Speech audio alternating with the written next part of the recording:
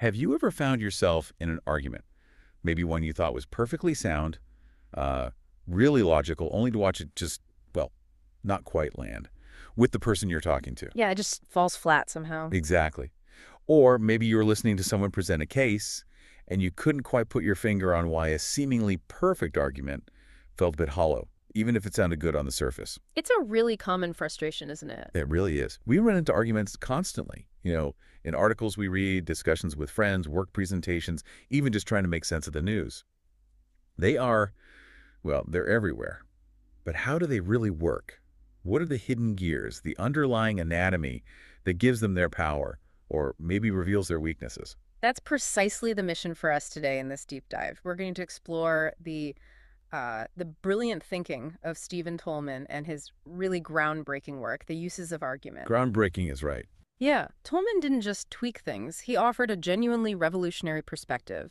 It challenges traditional logic, the really formal stuff, and moves us towards a far more practical, nuanced, and frankly, more human way to understand how persuasion actually works, how claims get justified in the real world. And it's going to be quite illuminating. I think Tolman invites us to sort of peel back the layers and see an argument not as some, rigid mathematical formula, but as something more like, well, like a living organism. That's a great way to put it. We've got stacks of sources here, Tolman's own writing, and analyses of his work.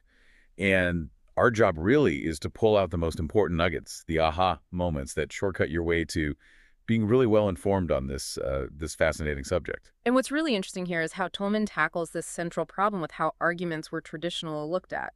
He saw that classical logic, with its roots way back in, like mathematics and geometry, often tried to force these complex, messy, real-world arguments into simple, unvarying forms. Squeezing them into boxes they didn't fit in. Exactly. And he argued this approach just doesn't capture their richness, their flexibility, or how they actually function when people are genuinely trying to convince each other.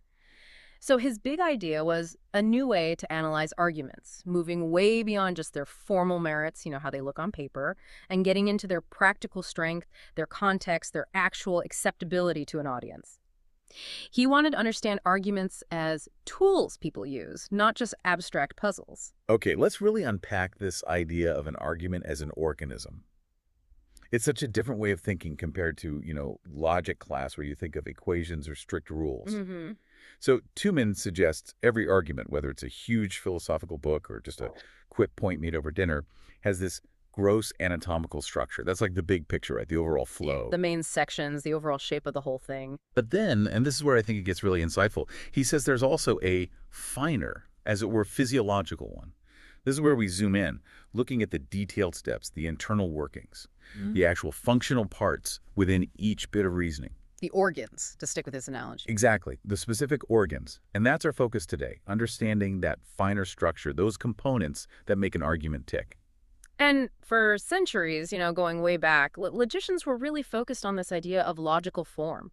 They loved the precision of geometry, that kind of certainty. The goal was always to get arguments in proper form, almost like a perfect legal document or a mathematical proof. Something undeniable. Right, an unvarying form that guarantees validity everywhere, always.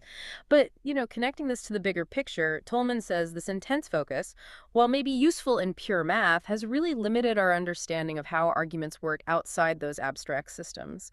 Real-world arguments, he points out, are much more candid, more direct, less hidden by structure and diffuse, more spread out, less rigid. That's a really strong critique. So what was the practical problem with being so obsessed with that formal validity? Well, the issue Toulmin saw was that traditional logic ended up prioritizing how an argument looks.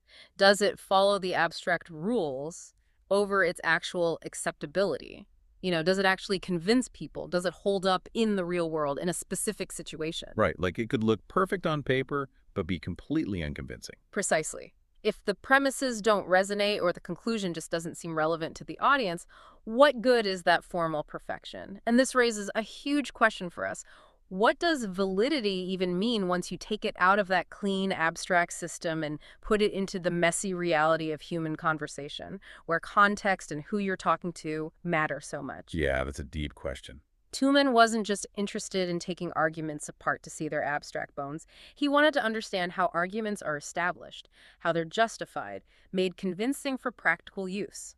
how they persuade real people, even if the situation isn't perfectly logical in that old sense. Okay, here's where it gets really interesting, and maybe a bit surprising if you're used to thinking of logic and math going hand in hand. Instead of math, Toulmin pulls out this powerful analogy with jurisprudence. Yeah, the law. Exactly, the study of law, legal reasoning. He suggests the courtroom actually gives us a much better model for understanding everyday arguments. Think about it. In court, you're not trying to prove a geometric theorem. No, definitely not. You're presenting evidence, making claims, and crucially, showing how the evidence supports the claim based on specific rules, past cases, the context. It's all about that practical justification. The questions are always, okay, what have you actually got to go on, and how do you get there from here? What rule lets you make that jump? It's not about some perfect abstract shape. It's about presenting a case that needs to be justified, maybe challenged, and ultimately accepted by a specific audience, a jury, a judge. Or just the person you're debating with. Exactly.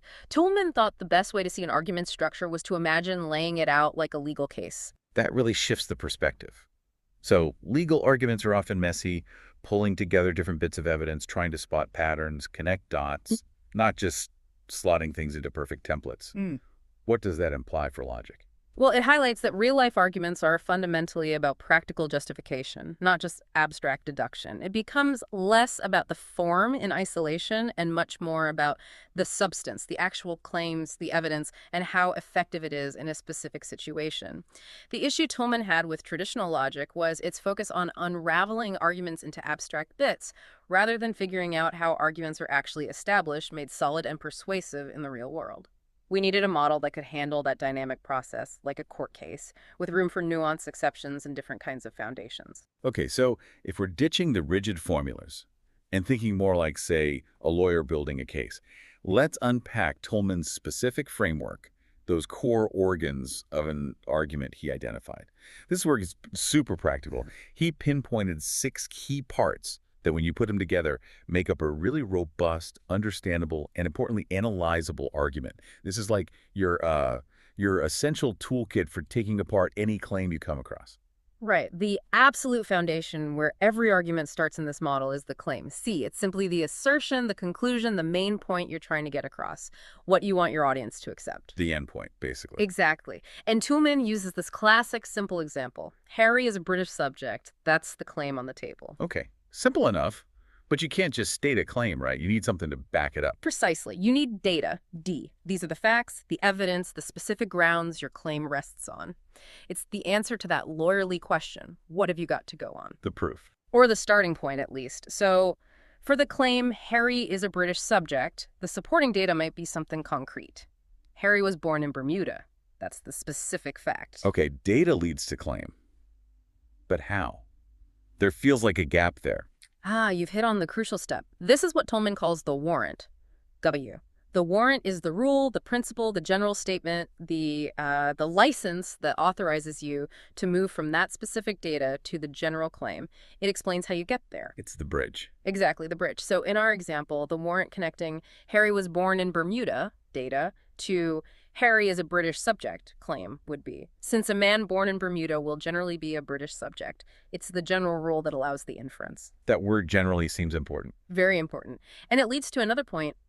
How often is this warrant actually stated?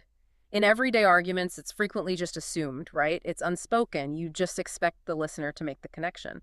Toulmin diagrams this basic structure as D, so C since W. Right, because life isn't always clear-cut. Things aren't always 100% certain. Exactly, which is why Toulmin adds modal qualifiers, Q. These are words or phrases like presumably, probably, possibly, almost certainly, necessarily. They indicate the strength or the degree of certainty of the claim. They add that essential nuance. So instead of just Harry is a British subject. It becomes more realistic. So presumably, Harry is a British subject. That little word acknowledges it might not be absolutely guaranteed, but it's likely. It reflects how we actually reason. Okay, that makes sense. But what if there are exceptions? Like, what if Harry moved to the U.S. and became a citizen? Perfect question. That brings us to the rebuttal, R. The rebuttal specifies the conditions under which the general authority of the warrant wouldn't apply. It's the unless clause, the exceptions to the rule. The get-out clause. Kind of, yeah. For Harry, the rebuttal might be unless both his parents were aliens, or he has become a naturalized American citizen. It shows you've thought about the potential counter-arguments or limitations. A strong argument anticipates these. Toulmin's diagram now looks more like D, so Q, C unless R since W. Okay, data, claim, warrant connecting them, qualifier showing strength, rebuttal for exceptions. Is that everything? Feels like something's still missing foundational. Where does the warrant itself get its authority from? Why should we believe that people born in Bermuda are generally British? Excellent point. That leads us to the final piece, backing, B. This is the ultimate support for the warrant itself. It answers that deeper question. Why is this general rule considered valid or reliable? What authority does it have? Ah, the foundation under the bridge. Precisely. For our Harry example, the backing for the warrant, a man born in Bermuda will generally be a British subject, would be something like, on account of the following statutes and other legal provisions, you'd point to specific laws like the British Nationality Act and relevant legal history. That's the bedrock. Okay, let's try and put it all together for the Harry example. Can we walk through it? Absolutely. So you start with the data. D, Harry was born in Bermuda. Again, the claim, C. So Harry is a British subject. But we need the bridge, the warrant, W. Since a man born in Bermuda will generally be a British subject. And we need to show the strength, the qualifier, Q. So presumably, Harry is a British subject. Then acknowledge the exceptions, the rebuttal. Unless both his parents were aliens, or he became a naturalized American, etc. And finally, the foundation for the warrant, the backing, on account of the British Nationality Act year and related legal stuff. Exactly. You see how mapping it out like this makes all the components explicit. Yeah, it suddenly looks much more complex than just, he was born in Bermuda, so he's British. It reveals all the hidden assumptions and the places where it could be challenged.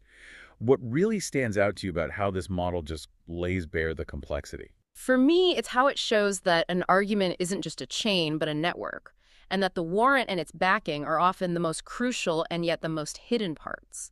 It forces you to ask those deeper why questions. And if we really connect this to the bigger picture, one of Toulmin's most profound insights, I think, is that absolutely vital distinction between data and warrants. We touched on it, but it's worth emphasizing. Data is specific. Harry's birthplace. Concrete facts. The raw material. Exactly. Warrants, though, are more general. They're the rules, the principles, the bridges that let us make an inference. And confusing the two, that's where a lot of arguments go wrong. Sometimes people offer a general principle as if it were data, when really it's a warrant that needs its own support, its own backing. That's a really good point. Yeah. So if the warrant is often just implied, how do we, as listeners or readers, actually spot those hidden assumptions, those bridges that might be a bit shaky? That's where the critical thinking really kicks in. You often have to pause and ask yourself, okay, they gave me this fact, data, and they drew this conclusion, claim. What general rule must they believe to be true to make that leap? You have to reconstruct the missing piece. Precisely. Toulmin points out that warrants are very often implied, assumed, while the data gets stated clearly. We make these mental jumps all the time without spelling out the general rule. He gives another example. If you say, Harry's hair isn't black, and conclude, so Harry's hair must be red. Okay. The implicit warrant there is something like, since all hair is either black or red, which is obviously false in reality, but it shows the hidden assumption. If that warrant is wrong, if Harry's hair is brown or blonde, the argument falls apart. Even if the data, it's not black, is true, finding those hidden warrants is a powerful tool. And it's the backing, B, that really gives a warrant its strength, its legitimacy. It's not just abstract logic here. It's about the real-world authority, the evidence, the accepted principles, the legal precedent, whatever, underpins that general rule of inference. It's why we should trust the bridge. Absolutely. The backing is what gives the warrant its weight, its credibility. Without solid backing, a warrant is just, well, an assertion. The whole argument rests on it. So the warrant might seem reasonable on its own, but if the backing is weak, the argument is weak. Exactly. And what's truly fascinating here, and this is a core part of Toulmin's challenge to traditional logic, is how he shows that the goodness or legitimacy of a warrant isn't some universal thing. It's profoundly field-dependent. Field-dependent, meaning? Meaning the kind of backing needed depends entirely on the subject area, the field of argument you're in. What counts as solid backing in law is totally different from what counts in science or ethics or art criticism. Ah, okay, so you need to know the rules of the specific game being played. Precisely. It forces this extra layer of critical thinking.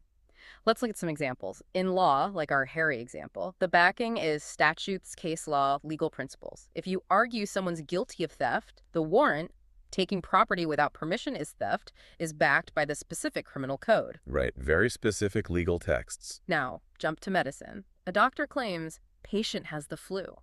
Data, fever, cough, warrant. These symptoms indicate flu.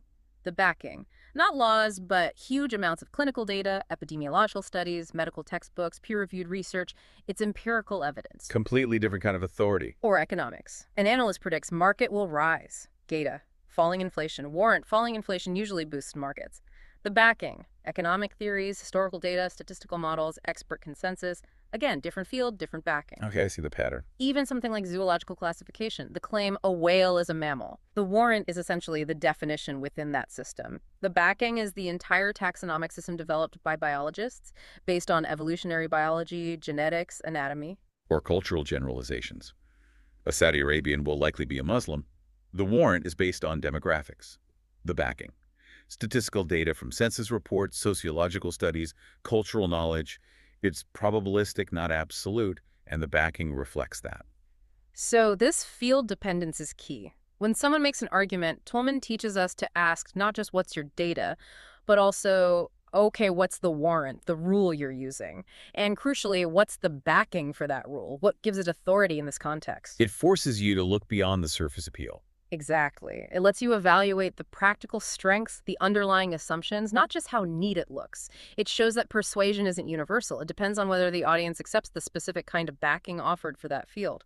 So this whole Toulmin model, it's really a stark contrast to the old ways, the traditional logic that many of us, encountered in school. Let's talk about the classic syllogism, the famous one, Socrates is a man, all men are mortal, so Socrates is mortal. Ah, yes, the old chestnut. Right. It seems perfectly logical, undeniable even.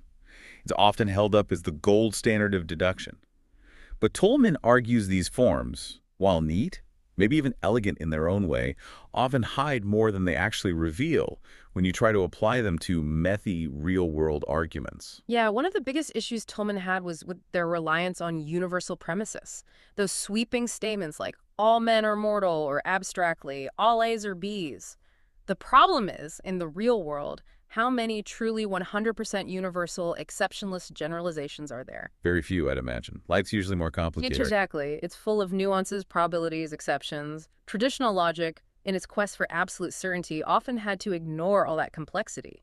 It built a beautiful system for an abstract world, but it struggles with how we actually reason about this world. So it's like trying to force everything into this perfect, rigid mold, but reality is much more fluid. Can you give another example where that rigidity just doesn't work? Sure. Toulmin uses this great example, a perfectly reasonable argument. Peterson is a Swede. Scarcely any Swedes are Roman Catholics, so almost certainly Peterson is not a Roman Catholic. Seems like a solid, probable conclusion. Absolutely. It's based on good statistical sense. Yeah. But it absolutely does not fit the strict all A's are B's syllogistic form. Traditional logic would choke on scarcely any and almost certainly. It would either have to throw them out, misrepresenting the argument's actual probabilistic strength, or just declare the argument invalid because it's not universal. So the old model just couldn't handle that kind of real-world nuance. It demanded absolute certainty or nothing. Pretty much. And Toulmin asks, does forcing real arguments into that rigid form distort them? Does it make them seem weaker or less logical than they actually are in practice? He strongly believed it did. Logic should describe how we do reason, not just prescribe an artificial ideal. It really is like that square peg, round hole analogy. Yeah. The syllogism often just strips out those crucial modal qualifiers, the almost certainly, probably, usually, in most cases, words that are absolutely vital for accuracy in the real world. It forces this false sense of certainty. It pretends things are black and white when they're usually shades of gray. It creates an illusion of precision that can be really misleading. And there was another issue you mentioned earlier about blurring distinctions. Yes. Another key problem is that syllogisms often blur the line between the force of a statement and its actual factual content or type of truth. Think about all whales are mammals. That's true by definition based on how we classify things. Its force is taxonomic. Okay. But take all Swedes are Roman Catholics. Even if we pretend that's true for argument's sake, it's factually wrong, of course, it would be a statistical or empirical claim based on observation. Its force and the kind of backing it needs are totally different from the whale example. Right. One's a definition, the other's hypothetically a description of the world. Exactly. But traditional logic often treats both all A's are B's statements as if they're the same kind of premise.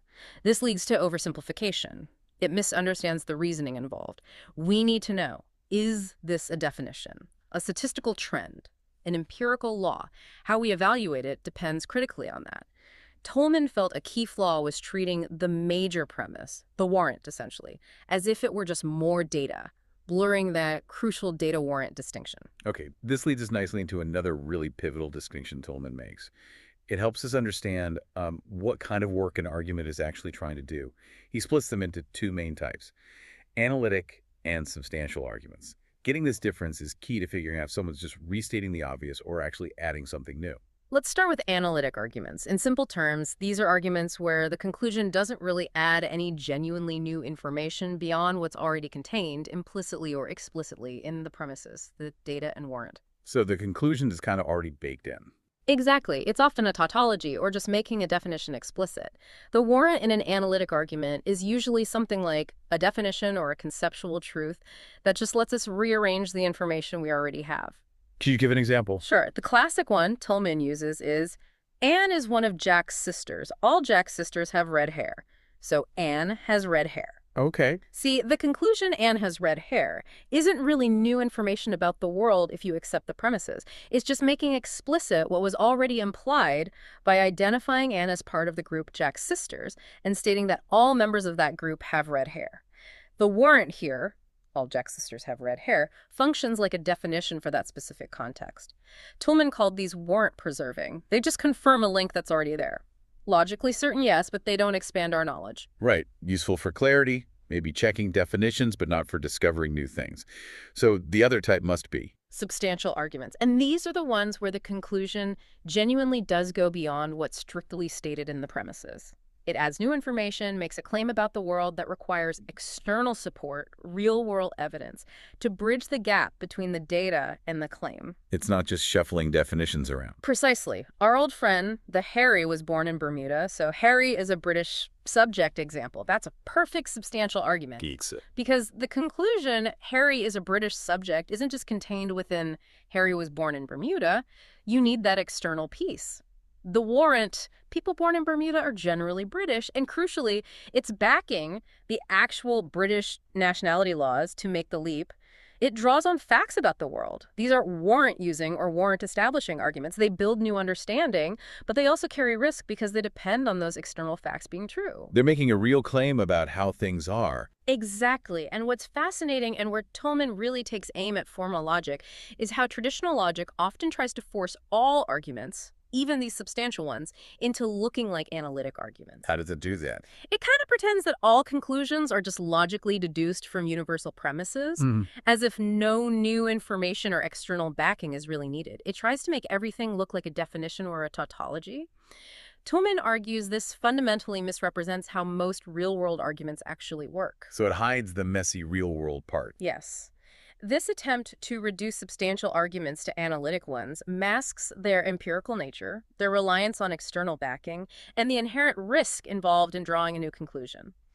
When you treat a statistical claim like Peterson is a Swede, scarcely any Swedes are Catholics, as if it were a definition, all Swedes are non-Catholic, you completely miss the point about its probabilistic strength and its reliance on real-world observation. You gloss over the crucial difference between arguing from definitions and arguing from evidence. So what's the takeaway for us then? How does knowing this difference help when we're, listening to the news or talking to someone? It gives you a really sharp tool for critical assessment. You can ask, is this person just restating information in a different way? Are they making a truism sound profound, analytic?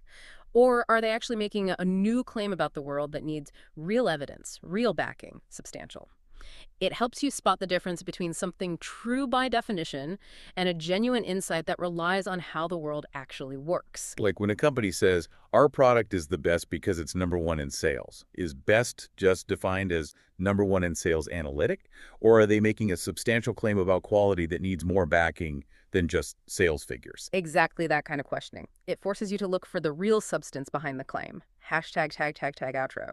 Wow. So that was a really, really fascinating deep dive into Stephen Toulmin's layout of arguments. We started off challenging that traditional idea of arguments as these rigid, formal things, and instead embrace them as more like dynamic organisms. Yeah, living systems that adapt.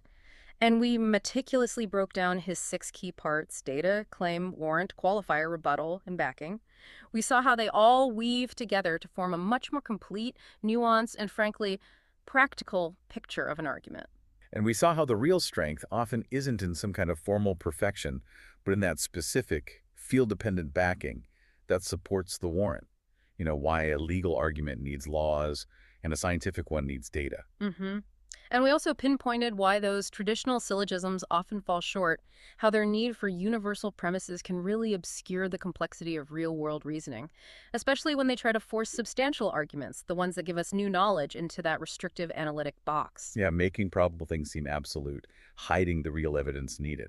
Ultimately, this whole deep dive hopefully gives you a powerful toolkit. It helps you move beyond just taking arguments at face value.